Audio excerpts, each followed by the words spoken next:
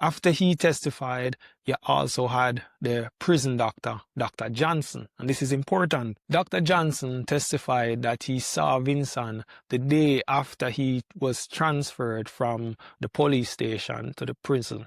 Dr. Johnson noted that Vinson told him that he had been beaten by the police. These are the injuries he noted: temporal abrasion, multiple handcuff abrasions, a large 6 centimeter abrasion or ulcer on his right buttock, an avulsion or skin tear on his left wrist, and pain in his left knee.